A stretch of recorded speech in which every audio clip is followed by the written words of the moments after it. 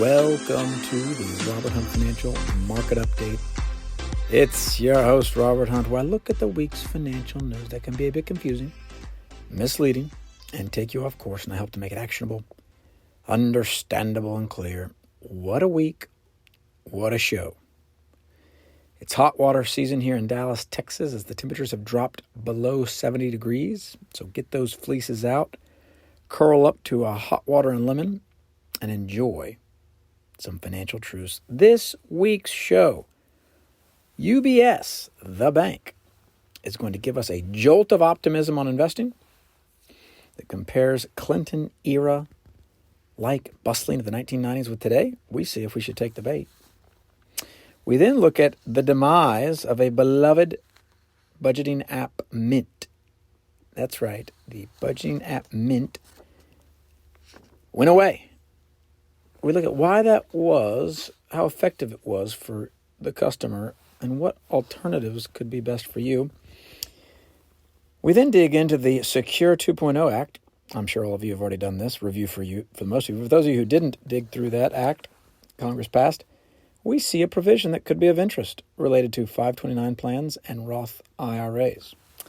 And then if I am efficient with my time and I don't say as many jokes, we will step into Robert's Corner, where I will analogize the refrigerator market today and investing. So, at the top, we've got ourselves a UBS prediction headline here. Forget the gloom of the 1970s. UBS thinks the U.S. economy is headed back to a Clinton-like era of the bustling 1990s. Now, some of my listeners are young enough to forget what the 1990s was like, or who this Clinton-type figure was. This was a president, Mr. Bill Clinton. The 1990s was a period of economic growth, with the capstone being a chart, I recall, on the White House lawn showing the deficit being eliminated because of these incredible tax revenues coming into the coffers of the Treasury because of how wonderful the economy was. And the stock market was booming based on the tech optimism. So what is going on here? Because I remember this bank and many others saying, yeah, maybe not. In fact, this article, which is syndicated to a whole host of folks, is this, I believe, a CNBC, but it was sent around to plenty of other folks. In this article, it says, Deutsche Bank believes the U.S. economy actually closely resembles the turbulent time of the 1970s. Ooh. An outlook prompted by the war in Israel, oil shocks, and rampant inflation. These two banks, a lot of intelligent folks, certainly plenty of Aggie undergrads in there making these predictions, and yet they can't come to the same conclusion. Meanwhile, economists at the White House say the inflationary period after World War II acts as a better guide because pent-up demand from the pandemic will eventually fade away. UBS disagrees with both. The article goes on and says, the 1990s is the close resembler of this time because we have opportunities ahead like they had. And it wouldn't be a complete suite of predictions without someone at UBS saying, well, it also could be the 1920s, another roaring 20s. So many of my listeners don't recall the roaring 20s, but the roaring 20s were a period of incredible economic boom in this country that occurred just prior to the Great Depression. So what are we to believe? We have all these banks and all these different things. And what I wanted to point out is just the optimism. So this week, if you followed the stock market at all, hope you didn't, but if you did, if you're human, you looked up and you thought, oh, wow, we had some good days in the stock market for this week. So much so that it almost felt like we were out of the woods. Stock market's up 3.36% on the week. The American stock market, for my international friends, international stock market's up 3.09%. So that's kind of a big week as far as stock market goes. Previous to the stock market increase, I recall a bunch of articles saying, hey, this thing's tough deal. Get your money out. So when you see these articles come out now, they seem to mirror the stock market doing well. So be careful. This article came out Tuesday, November 14th, 2023. Wouldn't shock me if you continue to see a deluge of articles like this. For those of you who are fully invested, as you should be, and not playing around with dollar cost averaging or keeping cash on the sidelines. You see why it's such a hard program to move in and out of the market is tough. It's tough. So be willing to stay in the market. Don't hop around. Who knows if UBS is right? UBS doesn't even know if they're right. Neither does Deutsche Bank. They all believe different things. That's what makes up a market, buyers and sellers. If it was obvious, you'd simply buy when it was obvious to buy and sell when it was obvious to sell. But that's not how markets work. A lot of market participants, for every buyer, there's a seller. One of my favorite ways to think about cash on the sidelines. Imagine there was $100 billion in cash on the sidelines, ready to invest in the market. How much cash would be on the sidelines after that cash was deployed? That's right, the exact same amount. Because for every buyer, there's a seller. If $100 billion came into the stock market, where's it going? Someone had to sell and receive cash themselves for those securities. So we don't need to worry about cash on the sideline. No. Just stay fully invested for the long haul. Fully invested for the long haul. And then our next article is by Imani Moise. This is a November 15th Wall Street Journal article. Headline, "There's a reason a killer money-saving app still doesn't exist." Which, of course, I disagree with. They should have said maybe a free one. So, big times right now. Intuit shuts the budgeting app Mint down, the article says, on January 1, which will join a packed graveyard of startups that tried and failed to cash in on financial responsibility. This article says the problem with budgeting apps, it turns out, is that few people really want help with their budgets and even fewer are willing to pay for it. Now, that I agree with. It then goes on to list a graveyard of attempts to create a budgeting app that people will look at. It then gives these examples of various Mint users and why it was so hard for them to make money. So the way Mint worked, which is always a little paradoxical, but they got to make money, was free, quote unquote, to you, the user. I've used it before. I liked the software. I thought it did a good job aggregating expenses and organizing them, but it costs money to do that aggregation, to pull the data from the banks. It costs money. And so you needed to actually sign up for credit cards and other financial products, but primarily credit cards, ironically, to help this Mint app, fund their operation. Well, what happened? It gives a couple bios of customers, and the customer said, here's one quote, "We just have one credit card and we're not interested in opening a bunch of other ones. So I just ignore the ads," Luck said. So I thought it was a great program, but let's always keep our ear to the ground when someone says something's free.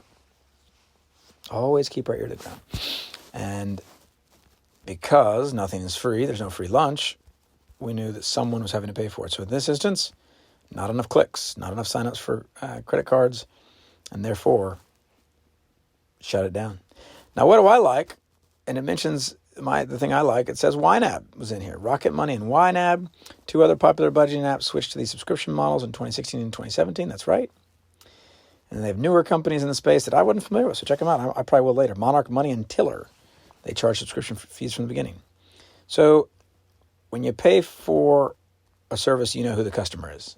Isn't that kind of nice? Knowing that you are the customer. It's not fun to pay for stuff, but at least you know there's transparency that what you're paying for, you're getting. You aren't the product, right?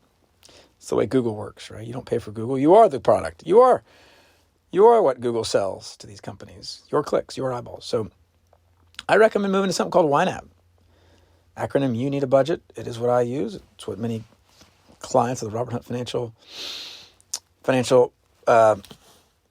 Advice platform use, and it works. So go check it out. It does cost money, but that's all to the good because you know what you're getting. And then we're going to do a little 529 to Roth IRA rollover. This is actually looks like a Schwab article. Oh, wow, Schwab.com. Okay. It came out a little earlier, November 9th. We're just bringing it into the present. The Secure 2.0 Act allows savers to roll unused 529 funds into the beneficiary's Roth IRA without a tax penalty. The article says that's not a reason to overfund 529s. What I want to do is just bring this to the fore. Not that you'll necessarily use it, but at least it lets you see all the options you have. So 529 plans, what are these? These are plans that you can save for your children's college education. All right? In states where there are state income taxes, you get a state income tax deduction. Texas does not have one, but I have clients in other states, and they do receive state income tax deductions for participating in these programs. So that's, I guess, good on the front end. On the back end, qualifying educational expenses are what must be used from these monies. So the money grows tax-free, admittedly, usually 18 years, because 0 to 18 if you fund it when the child is born, and then you spend the money on those tuition or books or housing, whatever they list out a whole host of things you can do. I typically will have clients, the very last dollars they use be in these 529 plans. Why? I just don't think they're that great for people in the state of Texas because we don't get a tax deduction on the front end. They're after-tax dollars. Brokerage accounts are pretty good. You're not saving that much on the taxes, and you keep your flexibility. Now, for people that just have to, or their grandparents are paying, or there's an uncle that's generous, hint, hint. Yeah, these are great. You can send in money, put it in a 529. But oftentimes, people will hesitate to fund these accounts for reasons I don't think are good. Like, oh, what if I don't use the money? My kid gets a full ride. Well, here's one wrinkle, one outlet. So what this Secure Act 2.0, I love these names, silly, but Secure Act 2.0 says is you can use up to $35,000 of your 529 contribution for the kid. And there's some rules. You can't just do it in 1 year. You have to wait for like a decade or something. But these are really designed for those 529 plans that don't get used. You can take $6,500 a year, throw it into a Roth IRA for that child. You guys know those Roth IRAs are just excellent savings vehicles, retirement vehicles, so long as the child has earned income in that year. Now, that was a lot. That was a mouthful, I recognize. But you just, same Roth IRA rules. So Roth IRA monies have to come from earned income. But as you may know, let's say the child earns $6,500 doing whatever. Their dollars don't have to go in there. They just have to have that on a tax return. So you can donate your dollars into that vehicle, and it works just fine. So be willing to have some flexibility, be open-handed with these 529s. They've got this escape hatch called the Roth IRA, and the Roth IRA for kids, you can start them really early, really early, and the earlier the better because of compounding. So look into this. If you have any heartburn at all on these 529s, it's something, but also, as I've said in the past, not a requirement that you front load these 529s. You just don't have to do it. And we have time. We have time to go into Robert's Corner. Oh, what a delight. Good job, class, being efficient with your time. I have been on a deep dive here in Robert's Corner on refrigerators. That's right.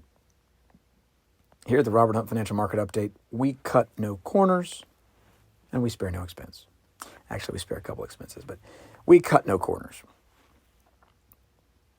The refrigerator was not cooling for 2 days. Called the repairman out. Repairman gives me the grim news. It's a four-figure repair bill on a unit that he says may not last that long. I don't know. I can't tell anymore. It was definitely helpful for me to see what it feels like to not understand a marketplace. Many times, I can forget that when someone enters into the financial products marketplace and they're coming with a blank slate, it is incredibly overwhelming. I felt overwhelmed by the refrigerator marketplace. I didn't even know what kind of fridge I had. Didn't know. So I'm Googling and figure this, oh dear, I got to buy a new one. Oh, what did I learn? It was not so different from investing. Remember what we say? Keep the cost low, keep your investing simple, keep your time horizon long. Clap, okay. Keeping that engineering simple is what's important on the refrigerator. As I was researching, they said, you know what kills these refrigerators? The ice machines and the water dispensers. The ice machines and the water dispensers. The ice machines and the water. They are too complicated. And, you know the refrigerators that work the longest? The simple top drawer freezer you see in people's garages. They last forever. You know the fridges that don't last forever? The really expensive built-ins that are not made by Sub-Zero. Those are the ones, and not made by True. Those are the ones that can have trouble. You just have more moving parts. There's no intentionality on the part of the manufacturer as far as I can tell. But what's that analogy with investing? How can we take the landscape that I've discerned from these refrigerator companies and take it to investing? Well, first of all, sometimes it is the case you get what you pay for, and sometimes it isn't. It's a little more complicated with refrigerators. With Sub-Zero and True, they really test the machines. They're really high quality. They'll last forever, and they actually use fewer features. Aha! With your investing, you don't want a lot of features. You want plain vanilla index funds that are cheap. With your refrigerator, you want a plain vanilla refrigerator. Plain vanilla. You don't want any ice machine on the outside. You don't want any water dispenser on the outside. With investing, you don't want anything that doesn't need to be on there. Which is why, and some of you may know this song, give me that old-time religion, give me that old-time religion, give me that old-time religion, it's good enough for me. Well, give me that old-time investing. Give me that old-time investing. Give me that old-time refrigerator. They're good enough for me, okay? So the financial product marketplace is not going to keep, quote-unquote, innovating, so they say, for your benefit. Just like refrigerators. Refrigerators are putting screens on it. They got Wi-Fi connectivity. They got just a bunch of garbage that's going to break. And you want resilience. You want resiliency and permanence in your refrigerators and your investing. So be willing to go as simple as possible and high quality as possible. So what does that mean? That means, hey, I want an index fund that's high quality, meaning low cost, with that expense ratio. Stood the test of time. Vanguard's got it. Many others have it as well. But be willing to keep it simple. Otherwise, you might end up with some spoiled food and some spoiled investments. So as always, keep your costs low, keep your investing simple, keep your time horizon long.